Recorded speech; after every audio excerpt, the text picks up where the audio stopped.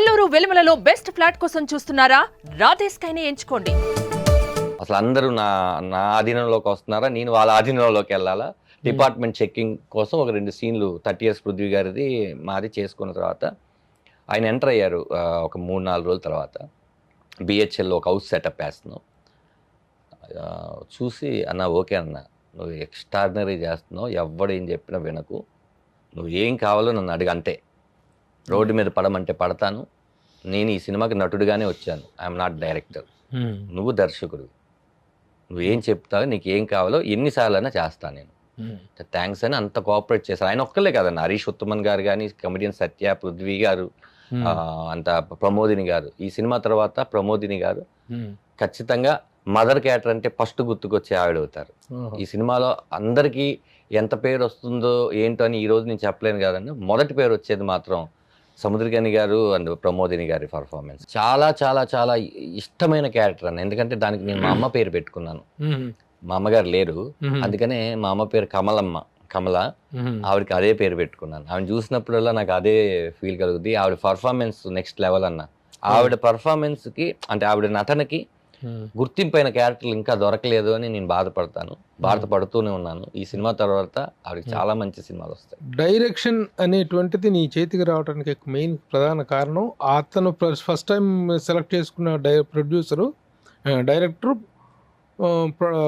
Cost of production విషయంలో తేడా వచ్చేసి ఈ బడ్జెట్లో అయితే నేను చేయను, నాకు ఇంత బడ్జెటే కావాలి, అయితే నేను చేస్తానని బట్టి అక్కడ వేరియేషన్ వచ్చింది.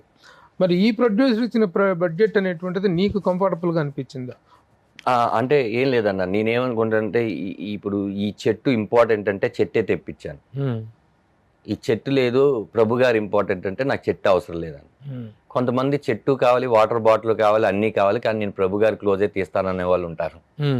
నాకు ఎవరిది కావాలంటే ఆ ఫ్రేమ్లో ఏం కనపడుతుందో మాత్రమే ఖర్చు పెట్టించి చేసామన్న. అంటే బడ్జెట్ విషయంలో ఎలాంటి కాంప్రమైజేషన్స్ ఉంటుందన్న, ప్రతి సినిమాకి ఉంటుంది. అంటే నేను అనుకున్న దానికన్నా ఎక్కువ ఖర్చు పెట్టించానని చెప్పలేను కానన్నా స్క్రిప్ట్ కోరుకుంది. ఓవరాల్గా ఏం చెప్పాలంటే ఆ దర్శకుడు ఏదైతే అప్పుడు అడిగారో దానికన్నా ఇప్పుడే ఎక్కువ ఖర్చు అయింది. మరి అప్పుడు ప్రొడ్యూసర్ రియాక్షన్ ఏంటి? షూటింగ్ స్టార్ట్ చేసేసాం కదా, అంటే ఆయనే ఖర్చు పెట్టించారు, ఆయనే ఖర్చు పెట్టాడు. అంటే నాకు ఒక క్యారెక్టర్కి ఇలా ఉండాలి అంటే సునీల్ గారిని తీసుకొద్దాం అంటే, సునీల్ గారు ఆఫ్టర్ పుష్ప తర్వాత మనకు దొరకదు, పర్లేదు నేను అడుగుతాను, కొంచెం బడ్జెట్ కొంచెం ఇంక్రీజ్ అవుతుంది, లేదు ఆ క్యారెక్టర్ అలాంటి వ్యక్తులు చేస్తేనే బాగుంది, అలా పెరిగి కూడా కాంప్రమైజ్ అవుతూ వచ్చారు. ప్రొడ్యూసర్ కాంప్రమైజ్ అవ్వలేదు, ప్రొడ్యూసర్ కాంప్రమైజ్ అవుతూ ఎన్హాన్స్ చేసుకుంటూ. అంటే సినిమా రష్ చూసేసరికి ఒక కాన్ఫిడెంట్ వచ్చిందన్న. మార్తాండ గారు సినిమా చూసి ఫస్ట్ టైం ఆయన లొకేషన్కి వచ్చారు. దాంట్లో నేను ల్యాప్టాప్ లో నువ్వు అనుకున్న ప్రతి షాట్ కట్ చేసి వేశాను, ఒకసారి చూస్తావా అని. లేదు సార్, మీకు నేను సినిమా ఇచ్చిన తర్వాత మీరు లొకేషన్కి రావడం అనేది నాకు చాలా గర్వంగా ఫీల్ అవుతున్నాను. నేను అనుకున్న కథ ఆయనకి చెప్పాను ఫస్టే, కథ అంతా ఒక 2.5 hours స్టెచ్లో నేను ఇవ్వనమ్మా కథ ఎవరిది, నేను అది చూస్తాను అక్కడ ఏం కథ వచ్చిందా అని. అంటే లేదు సార్, నేను ఇప్పుడు ఎందుకు చెప్తున్నానంటే ఇది వచ్చిందో లేదో మీరు చెప్పండి అని ఆ కథని ముందు ఆఫీస్లో చెప్పినాక, నాన్న ఎగ్జాక్ట్ నువ్వు అనుకున్నది ఫస్ట్ షెడ్యూల్ నువ్వు అనుకున్నది వచ్చింది, ఒకసారి చూస్తావన్నారు. నాకు చాలా హ్యాపీగా అనిపించింది. చాలా మార్తాండ వెంకటేష్ గారు అంటే ఆయన ఫస్ట్ క్రిటిక్. సినిమా చూసారంటే ఆయనకి నచ్చితే అంత గొప్పగా అప్రిషియేట్ చేస్తూ సూచనలు ఇస్తారు, లేదనుకుంటే అంత నిర్మోహమాటంగా చేస్తారు. ఆయనే చాలా నేను వాళ్ళని ఓటీటీ కంపెనీకి చెప్పనా, లేదా పలానా ప్రొడ్యూసర్కి చెప్పనా, మంచి సినిమా చావకూడదు, చాలా మంచి సినిమా ఇది బయటకు వచ్చినాక దీని రూపం మారిపోతుంది అని ఆయన అంత ఎంకరేజ్ చేశారు. ఎందుకన్నా ఆ రోజు కూర్చొని, సార్ ఇదేదో కొంచెం ఈ సీన్ తీసేద్దామా, నువ్వు నాకేం చెప్పావు, కథ ఏం చెప్పావు, ఇప్పుడు ఎందుకు నువ్వు కాంప్రమైజ్ అవుతున్నావు, నువ్వేం చెప్పావు అది రాకపోతే కదా నువ్వు కాంప్రమైజ్ అవ్వాలి. నా మాట విన్నది చాలా బ్రహ్మాండంగా ఉంది, రేపు థియేటర్లో అప్రిషియేషన్ వస్తుంది. కానీ నిజంగానే 2-3 ప్రివ్యూలు వేసిన తర్వాత ఆయన చెప్పిన ప్రతిదానికి అందరూ అప్రిషియేట్ చేశారు. ఎప్పుడు కూడా మనకి కొబ్బరికాయ కొట్టినప్పటి నుంచి గుమ్మడికాయ కొట్టే వరకు ఏదైనా చేయగలం నేర్చుకుని, ఆ తర్వాత ఏం చేయాలి ఎవరికి తెలియదు ఇప్పుడున్న ఇండస్ట్రీ ప్రకారం. ఇప్పుడు నాకు ఈ సినిమా విషయంలో తండ్రి కొడుకుల అనుబంధం మెయిన్, రాఘవం తండ్రి కొడుకుల అనుబంధం మీద గతంలో చాలా సినిమాలు వచ్చినాయి. కొడుకు గాని నా కొడుకు అయిపోతే తండ్రి బాధపడటము, సరే ఏదో పడలేదని చెప్పి తండ్రి సఫర్ అవుతూ ఉండటం. ఈ కొత్త డ్రామా ఏం కాదు ఇది. నాట్ ఇప్పుడు వరకు మీరు చెప్పింది ఏదైతే ఉందో అది కొత్త డ్రామా కాదు. కాదు, కొత్త డ్రామా కాదు. ఏంటి ప్రత్యేకత?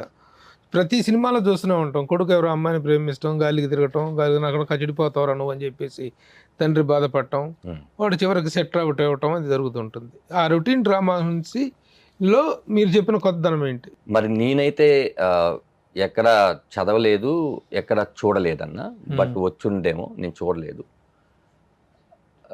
ఇప్పుడు వరకు అయితే ఈ సినిమాకి సంబంధించినటువంటి ఎమోషన్ అందరూ ట్రైలర్లో, మనం అదే టీజర్లో చూపిస్తాం, దాయాలి కాబట్టి ఈ సినిమాలో హిడెన్గా అమ్మ ఇలా కూడా ఒకటి జరుగుద్దా అనుకునే విషయం ఉంది. సినిమా చూసి థియేటర్ నుంచి బయటికి వెళ్ళంగానే వాళ్ళ నాన్నగారు ఉంటే గనక ఎంత దూరంలో ఉన్న ఒక ఫోనో లేకపోతే గట్టిగా వెళ్ళి కౌగిలించుకోవడం చేస్తారు. కొడుకులు పాయింట్ ఆఫ్ వ్యూ చెప్తున్నాను నేను, ఎందుకంటే తండ్రి ఎప్పుడు గొప్పవాడే, ఆయన మనల్ని ఎప్పుడు ప్రేమిస్తూనే ఉంటాడు. పిల్లలు నిజంగా ఒకవేళ వాళ్ళ నాన్నగారు లేకపోతే ఎవరైనా లేకపోతే ఖచ్చితంగా ఆ రోజు చేసిన తప్పులన్నీ గుర్తుకు తెచ్చుకొని క్షమించమని అడుగుతారు.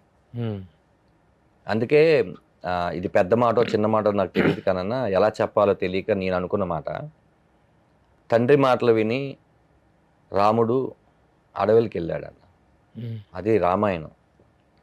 ఇక్కడ కొడుకు మాట కోసం తండ్రి ఇంకా చాలా దూరం వెళ్తాడన్న, అది రాఘవం.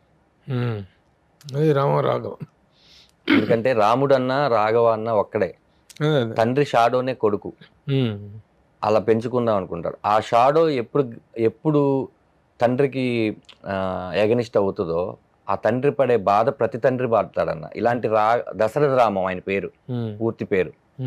ఈ దశరథ రామం లాంటి తండ్రులు ప్రతి ఇంట్లోనూ ఉంటారు. ఈ రాఘవ లాంటి కొడుకు నాకు తెలిసి కోట్లలో ఒక్కడు కూడా ఉండడం. ఏంటి వాడంతా చెత్త క్వాలిటీస్, వాడిలో మంచి క్వాలిటీస్ లేనివన్నీ చెడ్డ క్వాలిటీసే కదన్నా. అలాని వాడేమి దుర్మార్గపు వాడు తీసుకునే డిసిషన్స్ తప్పు అని తెలిసి కూడా తీసుకోవడం. అది కాదు, మామూలుగా తండ్రి కొడుకుల మధ్య భేదాలు వచ్చింది, సరిగా చదువుకోకపోవటం, అవన్నీ ఉంటాయన్న కామన్ పాయింట్, వ్యసనాలు లాంటి వాటికి బాగా బానిసలు కావడం, అవునన్న, అవును, యాంటీ సోషల్ ఎలిమెంట్ గా తయారవటం, అవును, ఇలాంటివన్నీ ఉంటాయి క్యారెక్టర్లు. అంటే మనం పుట్టినప్పటి నుంచి చాలా ప్రేమగా పెంచుకున్న తండ్రి ఒక ఏజ్ వచ్చిన కొడుకుని ఎందుకు తిడుతున్నాడు అంటే వాడు ఏం చేసి ఉంటాడు.